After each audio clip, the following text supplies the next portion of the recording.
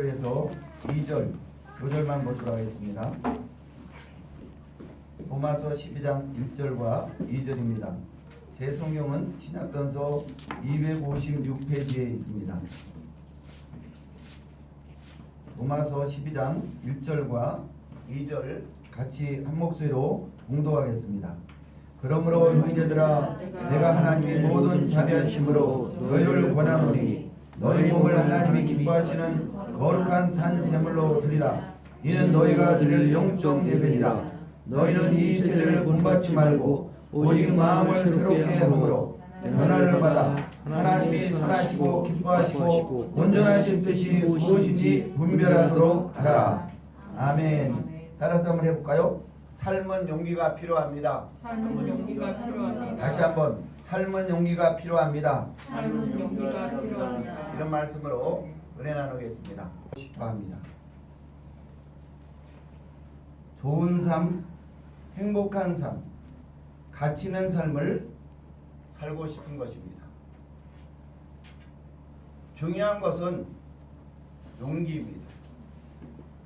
용기가 있느냐 없느냐에 따라서 좋은 삶, 행복한 삶, 가치 있는 삶을 살 수가 있습니다. 그래서 삶에는 무엇보다도 용기가 필요한 것입니다.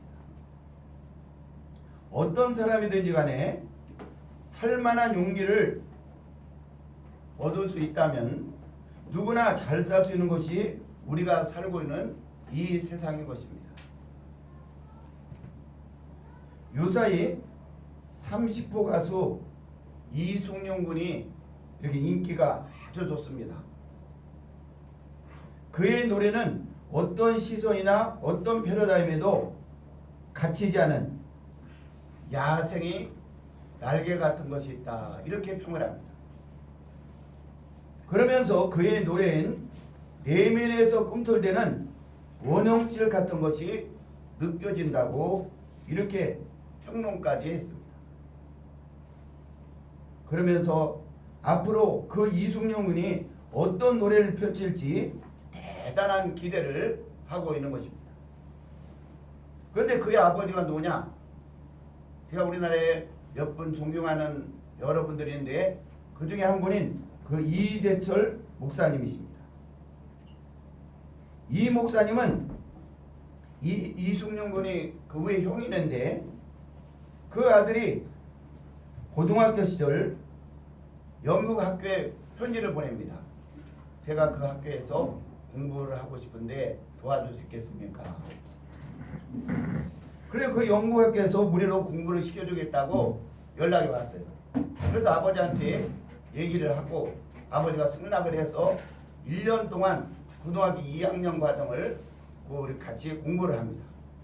근데 그 형인 이성국이가 공부를 아주 열심히 하고 착한 것을 보고 그 고등학교 이사장이나 교장이 감동을 받아서 그 이성국 군에게 앞으로 1년을 더 3학년을 공부를 하고 옥스퍼드 대학에 넣어주겠다, 이렇게 제안을 합니다. 그 말을 들은 이성국 군이 아버지한테 전화를 합니다. 아버지랑 약속한 1년이 지났는데 저도 더 공부하고 싶고 또 이 학교에서 저를 잘 봐서 앞으로 공부도 시켜주고 옥스퍼드 대학 들어가는데도 확실하게 보장해 주겠다, 이렇게 얘기를 하는데 아버지, 제가 더 1년 더 공부할 수 있도록 고등학교 과정을 다 마치도록 저를 이렇게 승낙해 주세요. 그런데 그 이재철 목사님은 그 아들 보고 돌아오게 합니다. 돌아오라고. 더 이상 거기서 공부를 해서는 안 된다고. 그러면서 그 아들에게 뭐라고 말하냐면 이렇게 말합니다. 한번 따라서 해볼까요? 세상을 살아가는데 필요한 것은 스펙보다 중요한 것이 있단다. 다시 더 계속하세요. 그것은 성품과 인격과 예의란다. 이렇게 말해줬습니다. 스펙보다 그 옥스퍼드 대학을 졸업하고 그런 세계 최고의 대학을 졸업하는 스펙이 중요한 것이 아니라 성격과 인격과 예의란다, 이걸 알려줬습니다. 그러면서 이것은 사랑하더라, 가정에서 배우는 것이란다. 가정에서 배우는 것은 가족과 함께하면서 배우는 것이란다. 이렇게 말해주면서 돌아오라고. 그 아들은 거기서 돌아옵니다. 사랑하는 여러분, 며칠 전 지난 그러니까 그 월요일인가요? 우리 요 앞에는 은영이가 초등학생이잖아요. 내게 묻기를요 이렇게 묻습니다. 요쪽 요 앞에 앉아가지고 목사님도 술 드세요? 이렇게 묻더라고. 목사님 술 드세요? 이 말을 하는 내가 은영이 눈을 이렇게 치다 보니까 그거를 왜 그런지를 알겠어요. 아마 아버지가 술을 먹는 것이 싫은데 혹시 목사님도 술을 먹는지 이렇게 물어보려고 그렇게 하는 것 같아요. 그래서 내가 그래 은영아, 목사도 나도 젊었을 때 술을 많이 먹었는데 지금은 안 먹는단다. 그러면서 우리 은영이 보고 제가 은영아, 앞으로 은영이 잘 살고 싶지? 잘 살고 싶어 용기가 있어야 되는데 그 용기를 발휘하려면은 성품과 인격과 예의를 꼭 갖춰야 된다. 이것을 잘해야 된다. 이렇게 얘기를 해줬습니다. 사랑하는 여러분, 오늘 읽은 이 본문에서 바울은 뭐라고 말하고 있습니까? 너희는 이렇게 말해요. 너희는 우리 보고 말하는 거예요. 너희는 이 세대를 본받지 말고 마음을 새롭게 하여 변화를 받으라. 여러분, 우리 마음을 변화돼야 됩니다. 교회를 아무리 오래 다녀도 마음이 변화를 받지 못하면 항상 힘듭니다. 물론 성공적인 삶은 살 수 없죠. 마음의 변화를 받지 않으면 성공적인 삶을 수 없어요. 그런데 아마 우리 은영이가 나한테 물어본 거는 우리 윤재도 언젠가 나한테 아마 고백을 할 거야. 할아버지도 술 드세요. 이렇게 말을 할 거예요. 그렇지 윤재야? 여러분, 오늘 우리에게 중요한 것은 우리 성품과 인격과 예의를 갖추는 게 아주 중요한 것입니다.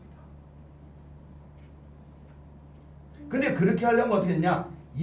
성품과 인격과 예의를 갖추려면 마음의 변화를 받아야 되는 거예요. 마음의 변화를 받으면 인격도 성품도 예의도 갖출 수 있게 됩니다. 마음의 변화를 받으려면 어떻게 해야 되느냐? 두 가지가 있습니다. 이 두 가지만 잘 하면은 여러분 누구든지 마음의 변화를 받고 인격과 성품과 예의를 갖춘 당당한 사람으로서 이 세상이 아무리 어렵더라도 힘차게 능력 있게 용기 있게 멋있게 살아갈 수가 있는 것입니다. 한번 따라서 해볼까요?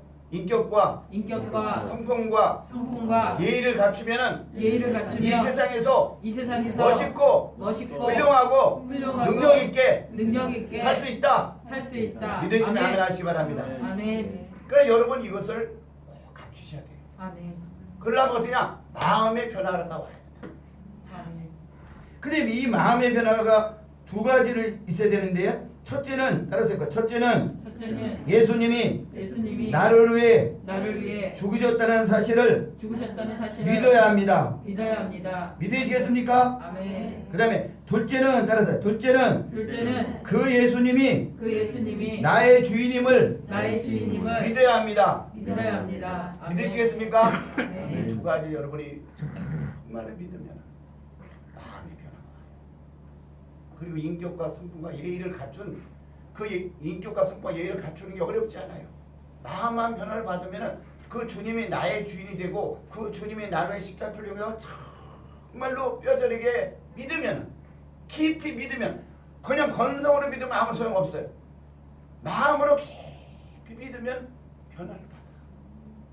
그리고 자연의 성품과 인격과 예의를 갖춘 멋있는 사람, 능력 있는 사람, 이 세상에서 정말 빛의 소금의 역할을 감당하는 사람으로 살아갈 수가 있는 거예요. 믿으시길 바랍니다. 아멘. 의심하지 마시기 바랍니다. 아멘. 이 세상 어떤 스펙으로 여러분이 세상을 이기는 게 아니에요. 이재철 목사님이 왜 뛰어난 사람이냐? 그것을 이 성경에서 그 진리를 발견한 사람. 로마서 12장 1절과 2절도 그 사람의 마음속에 깊이 들어왔고, 원래 이재철 목사님도요 허랑방탕한 사람이었습니다. 젊은 시절에 해마다 술을 먹었어. 얼마나 방탕한 생활을 했는지 몰라. 그러다 어느 날 그는요 이 말씀을 예수님이 나를 위해서, 그전에도 성경을 믿고 말씀 믿었지만 정말 예수님이 나를 위해서 십자가에 죽으신 것이 믿어지지 않았습니다. 성경에 있는 내용으로 그냥 언어로만 들을 수도 있지만 그 마음에 깊이 꽂히지 못했어요. 오늘 여러분과 제 삶이 만약에 어떤 이 세상 사람이 지금도 힘들고 어렵다고 한다면 그것은 예수님이 나를 위해 십자가에 피 흘려 죽으시고 그 예수님이 나의 주인이 아직 100%가 안 됐다는 증거입니다. 예수님은 여러분과 저를 어느 정도로 사랑해서 죽은 게 아니에요. 자기 몸을 다 찢고 부서지고 자기 몸 전부를 우리 위해서 죽은 거예요. 그러고 우리 보고 네가 나를 전부 나를 사랑하느냐, 나를 믿느냐 이렇게 물어보는 거예요. 오늘 여러분 세상이 어렵다고 힘들다고 뭐가 뭐 정보가 어떻다고 뭐 좋은 대학 스펙 이런 게 중요한 게 아닙니다. 믿으시길 바랍니다. 예수님이 나를 위해 십자가에 피 흘리시고 그 주님이 나의 주인이 되어서 내가 변화가 되면은 모든 것을 갖추게 되는 거예요. 일순간에 어느 날 딱 팀 켈러가 이런 말을 했습니다. 죄는 단순히 나쁜 짓 하는 것을 의미하지는 않는다. 이는 보다 근본적으로 좋은 것을 최상의 것으로 만드는 것이다. 죄란 당신의 삶을 하나님 위에 그 어떤 것이든 심지어는 매우 좋은 것에 토대하고 의미를 부여하는 것이다 라고 했습니다. 여러분 붙잡고 늘어지는 거예요. 그래서 내가 나의 주님이, 제가 요번에 그 우리 밴드에도 예수님이 당신이 하나님 1등이 되길 바랍니다라는 그런 밴드에 글 올리는 데를 보신 분도 있고 못 본 분도 있을 겁니다. 하나님이 1등이 돼야 되지 하나님이 2등, 3등, 4등 되면 안 되는 거예요. 근데 하나님이 1등이 되려면 어떠냐? 내 죄에서 완전히 해방을 받아야 돼. 내 허무에서 완전히 해방을 받아야 돼. 그러면 하나님이 1등이 됩니다. 그럼 하나님이 1등이 되면은 그 사람의 삶을 하나님이 1등으로 만들어줘요. 참 놀라운 것입니다. 근데 적절한 사람들이 1등 못 들어가고 때로는 삶이 사람 바라보고 환경 바라보고 돈 바라보고 뭐 바라보고 자꾸 그런 거에 공격을 받고 흔들리는 거예요. 오늘 이 자리는 여러분 우리 아이오리는 우리 윤재나 은영이나 우리 정연이나 관계없이 우리 모두 어른이건 아이건 다 관계없이 정말 예수님이 나로 해서 십자가에 피 흘려 죽으신 걸 정말 뼈저하게 깊이 있게 받아들이시기 바랍니다. 그리고 그 주님이 나의 전부가 되게 해야 돼요.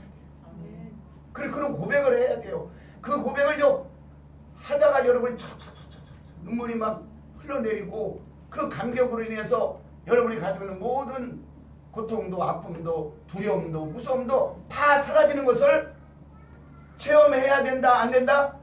체험해야만이 그때 그것이 마귀가 떠나는 거예요.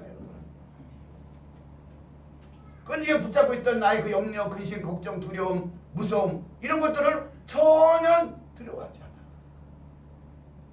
단순하게 그냥 피하는 게 아니에요. 예수님이 여러분과 저에게 완전한 사랑을 하셨어.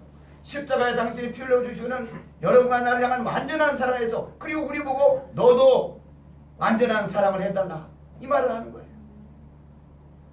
여러분 저는 여러분이 완전한 사랑을 하시기 바랍니다. 주님이 여러분과 저를 사랑했듯이 여러분 한 사람 각자 한 사람 은영이는 은영이의 삶을 살아야 돼. 은재는 은재의 삶을 살아야 돼. 엄마가 대신 살아주지 않아요. 아빠가 대신 살아주지 않아요. 자기 삶은 자기가 사는 거예요. 어렸을 때 이것을 받아들이면 여러분은 우리 은영이나 은재는요 큰 사람이 됩니다. 어렸을 때 초등학교 때 받아들일 수 있다면 큰 위대한 인물이 되는 거예요. 그건 자기가 위대한 인물이 되고 싶어서 누구같이 막 스펙을 짜고 이렇게 하는 게 아니에요. 하나님이 그의 인생을 운전해 가는 거예요. 여러분과 제가 알고 있는 그 지식과 스펙이 내 인생을 운전하는데 여러분 그게 될 수 있다면요, 수많은 서울대 사람들이 그냥 자살을 하고 막 그냥 물에 빠져 죽고 정신병에 걸리고 이런 일 없죠. 이번에도 정의당에 정의롭게 산다는 그 정의당 서울대 나온 사람인데 그 사람도 성추행을 해가지고 그 인생 망가지고 말았어요. 그게 자기가 성추행을 하지 말아야겠다, 여자들한테 유혹하지 말아야 되겠다, 이런 나쁜 짓 하지 말아야겠다, 이런 생각을 안 하고 살았을까요? 그의 집안도 좋은 집안이에요. 그 얘기를 늘 들었을 거예요, 부모들한테. 그런데 그가 완전히 죄에서 예수님이 나를 위해 십자가 피 흘려 주신 것을 받아들이지 못했기 때문에 그 속에 있는 악한 영, 우리 씨름은 혈과 육에 대한 것이 아닙니다. 악한 영들과의 싸움을 그들은 몰라요. 악한 영들과의 싸움에서 인간은 절대 이기지 못해요. 어느 누구도 거기서 자유롭지 못해요. 아무리 많은 스펙을 쌓는다 하더라도 캠브리지, 엑스포드, 하버드에 아무리 나와도 안 돼요. 왜 하버드생들이 그렇게 자살이 많을까요? 그래서 그런 겁니다. 스펙이 중요한 게 아니에요. 마음의 변화를 받아서 내 인격과 품성과 예의를 갖춘 이런 것들은, 예의와 품성은 이건 물론 어려운 거예요. 쉽지 않은 거예요. 가정에서 부모로부터 받아야 돼.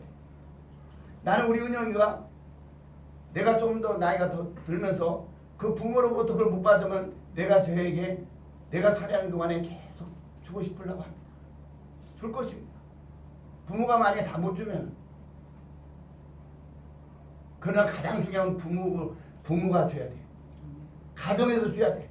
가정에서 그것을 마음의 변화를 받았을 그 아빠를 보고 엄마를 바라보면서 그 엄마의 말, 행동, 아빠의 말과 행동과 삶을 바라보면서 예수님이 십자가에 피 흘렸지, 우리 아빠의 사랑이, 우리 아빠의 이해가, 우리 아빠의 축복이, 우리 엄마의 축복이 이게 어디서 왔구나, 이게 예수님으로부터 온 것이구나. 이 아들도 그걸 본 거예요. 저 여러분 그 축복이 여러분의 삶에, 여러분 가정에, 여러분 자녀들 위해 임하기를 주님의 이름으로 다시 한번 축원합니다. 아멘. 이야기 하나 하고 마치려고 합니다. 이거는 실제 중국에서 있었던 이야기입니다. 부모를 잃고 살아가던 두 형제가 있었습니다. 형은 동생을 없이 살아갔습니다. 형은 부모가 없었기 때문에 가장으로서 엄마 아빠를 보고 싶다는 동생을 어르고 달래며 그렇게 살았습니다. 동생은 청소년기에 접어들면서 점점 반항이 일어나면서 싸움과 도박을 일삼는 사람이 되었습니다. 동생은 형에게 야단맞기도 하면서 점점 타락길로 접어들었습니다. 동생의 탈선은 걷잡을 수 없었고 그의 타락은 결국 극에 달했습니다. 날마다 술과 폭력으로 반항이 지냈던 어느 날, 굉장히 불안하던 그날 밤이 깊었는데 형은 돌아오지 않은 동생을 위해 기도하고 있었습니다. 근데 갑자기 발자국 소리가 급하게 들리니 문이 활짝 열렸습니다. 기도하다 놀란 형은 아연 실색했습니다. 동생이 하얗게 질린 채로 자기 앞에 우뚝 서 있는데 온몸이 피투성이가 된 채였습니다. 동생은 하얗게 질린 얼굴로 와들와들 떨면서 형에게 이렇게 말했습니다. 형, 내가 사람을 죽였어. 형, 내가 사람을 죽였어.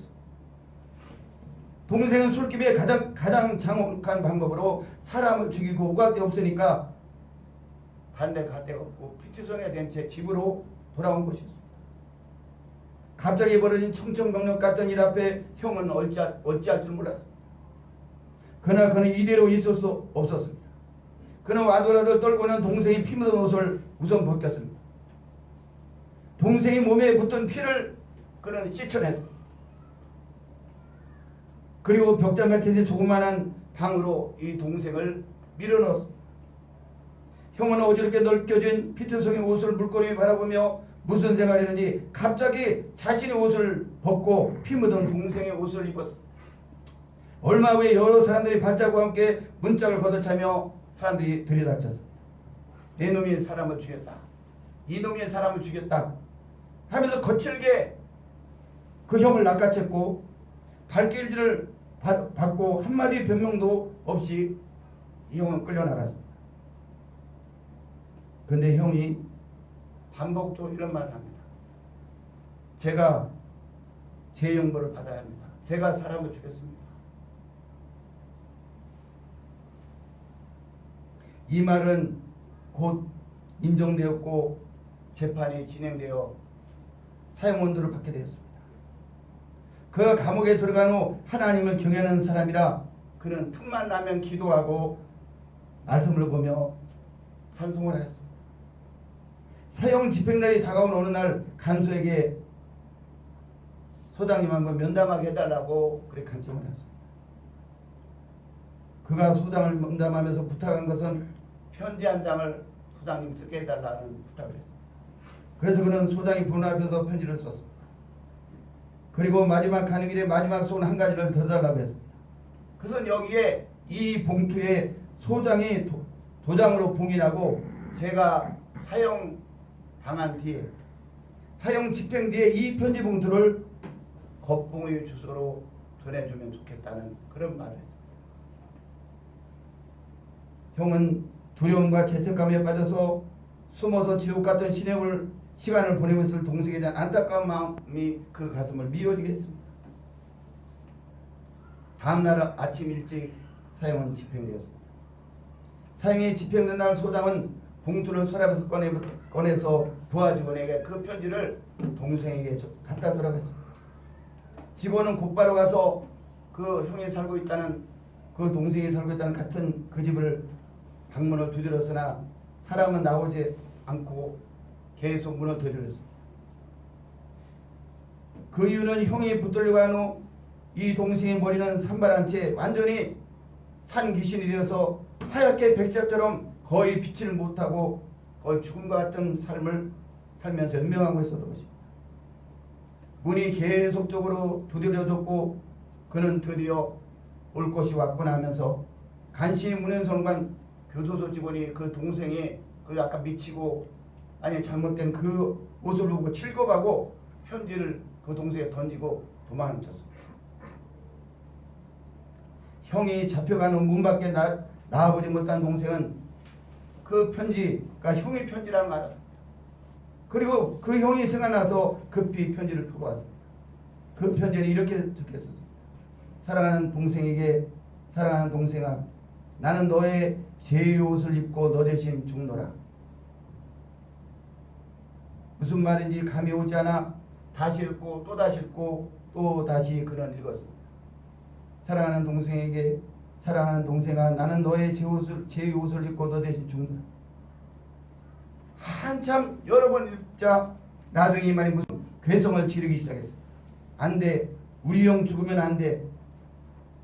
문짝을 치고 편지를 움켜쥔 채 그는 교도소로 달려나갔습니다.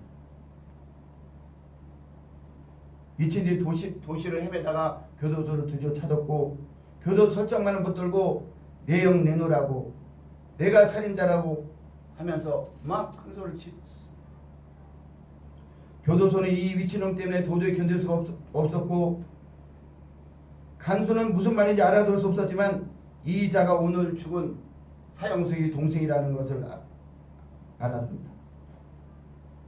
그리고 소장에게 그 소리가 들렸고 소장이 만나보니 그 동생 행설수인데 살인을 저지른 것은 형이 아니고 바로 그 동생이라는 걸 알았습니다.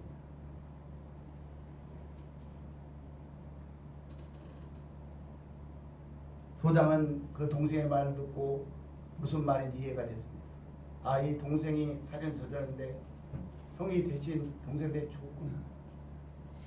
세상에 이런 일이 있을 수 있구나. 소장이 충격을 말할 수 없었습니다. 어쩐지 그 죄수가 이상했는데 그 충격 앞에 소장이 기껏 할 수 있는 말은 너 이 자식아 그 동생이 하는 말이 이 말입니다. 너 이 자식아 너 더러운 놈아 내 놈은 이 사건과 이제 상관이 없어.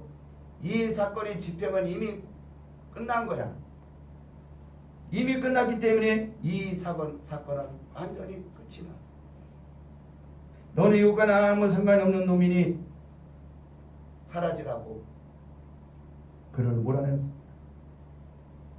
동생은 갈 바를 알지 못하고 길거리 헤매다가 해가 저물어 집으로 돌아왔습니다. 텅 빈 집에 돌아온 그는 다시는 이 땅에서 만날 수 없는 형과의 이별을 받아들일 수 없었습니다. 그는 지친 몸으로 형의 편지를 다시 펴서 보는데 너무 당황하여 한 줄밖에 읽지 못했는데 그 다음 줄에 있었습니다. 사랑하는 동생아, 나는 너의 죄의 옷을 입고 내 대신 죽노라. 그리고 못 읽었던 구절을 다시 눈에 떠서 읽기 시작했습니다. 여기 이런 말이 그 다음에 이렇게 있었습니다. 넌 나의 옷을 입고 나처럼 살아다오. 그것을 읽는 순간 동생은 오히려고 몸부림쳤습니다. 어릴 때 형 따라다니던 교회에서 듣던 복음, 예수님 얘기, 천국 이야기, 형이 간 곳은 분명히 천국인 것 같은데 형을 만날 수 있는 유일한 길은 천국 가는 길이구나. 그 길을 어떻게 가야 할지 몰라 그는 형의 하나님을 계속 부르기 시작했습니다. 그러면서 그 동생, 우리 형이 그렇게 사랑했던 하나님, 나 형 좀 만날 수 있게 해주세요. 나는 형 없이 살 수 없으니 형 좀 만나게 해달라고 소리치며 그렇게 소리쳤습니다. 그는 형을 통해 십자가 복음을 듣게 되었습니다. 나 같은 죄인이 천국 갈 수 있느냐는 질문을 했습니다. 그리고 그 질문은 하나님이 더 간절하게 기다린다는 것을 그는 깨달았습니다. 그리고 나 같은 놈이 천국 갈 수 있느냐는 그것은 하나님 먼저 해주고 지금까지 기다렸던 물음이었다는 것도 그는 깨닫게 되었습니다. 그는 회개하고 몸부림치며 하나님과 만났습니다. 그리고 드디어 주님을 받아들이고 그리고 거듭났습니다. 그는 더 이상 자신이 아님을 알았습니다. 형이 죽을 때 이미 자신이 죽은 것을 알았고 자신에게 속했던 모든 옷까지와 모든 것을 다 모아다가 자신이 죽음과 함께 한마당에 태워버렸습니다. 그리고 형이 마지막 부탁했던 말을 기억했습니다. 너는 나의 옷을 입고 나처럼 살아라. 그가 이제 살아있는 것은 오직 형으로서 남은 삶이 있을 뿐이었습니다.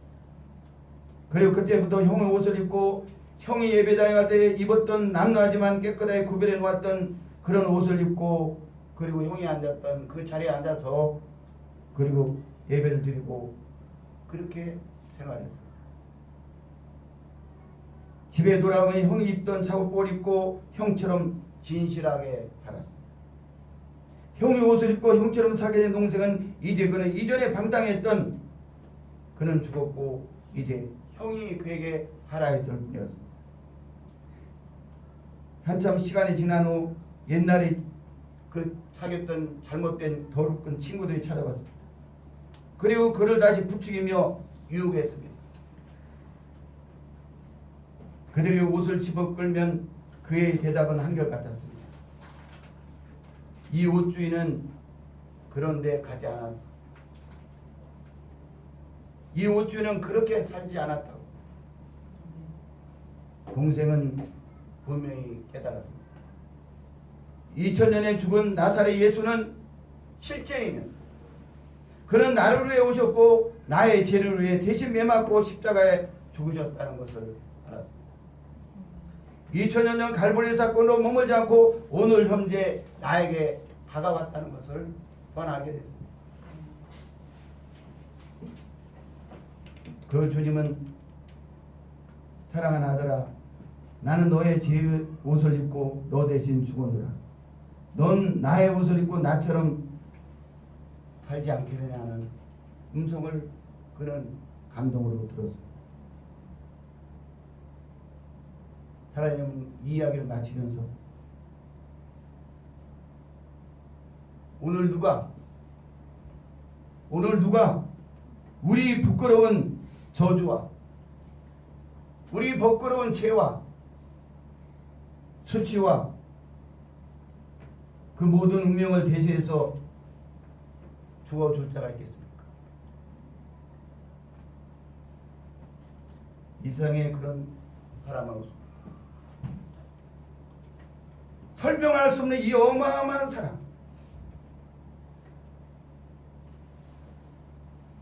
오늘 우리가 하나님을 찾기 전에, 우리가 하나님을 부르기 전에 하나님께서 2000년 전 그 십자가를 준비해 놓고 오늘 우리 죄를 대신 짊어지신 거죠.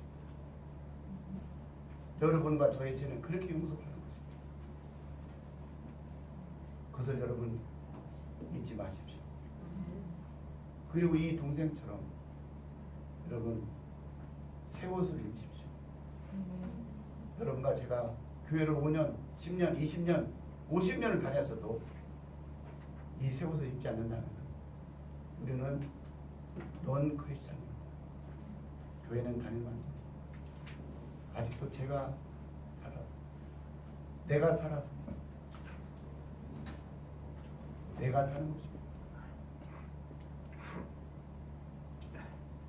그러면 나만이 문제가 아닙니다. 나도 불행해지고 나도 비참한 삶을 살아가야 돼. 더군다나 사랑하는 내 아들, 딸, 내 가족들이 불행해집니다. 이재철 목사님도 지금 훌륭한 목사님이지만 그 교회는 그냥 다녔지만 20년 이상을 교회를 다녔지만 예수님이 자신을 위해 십자가를 주신 것을 받아들이지 못하고 건성으로 다녔다. 어느 날은 철저하게 예수님이 나를 위해 십자가를 주신 것을 받아들였다. 그리고 이 살인자 동생처럼 그 하나님 앞에 자기 모든 것을 돌아 마음의 변화를 받아 새로운 삶을 사는 거예요. 그 후에 그는 신학을 공부하고 지금 목회자로서 사람들에게는 스펙보다 더 중요한 것이다. 그것은 마음의 변화를 받아서 성품과 인격과 예의를 갖춘 정말 훌륭하고 신실한 사람으로 살아가는 것이다. 그것을 그는 자기 자식들에게 좀 먼저 가르치고 성도들에게 가르치고 오늘 이 시대에서는 우리에게도 말씀하는 거죠. 여러분, 저는 여러분들이 또 우리 학생들이 하나님이 이것을 만나게 해주신 거예요. 이 관계는 여러분과 제가 이 관계를 맺는 것이 아닙니다. 하나님이 그 관계를 맺으신 거죠. 중요한 건 숫자가 아닙니다.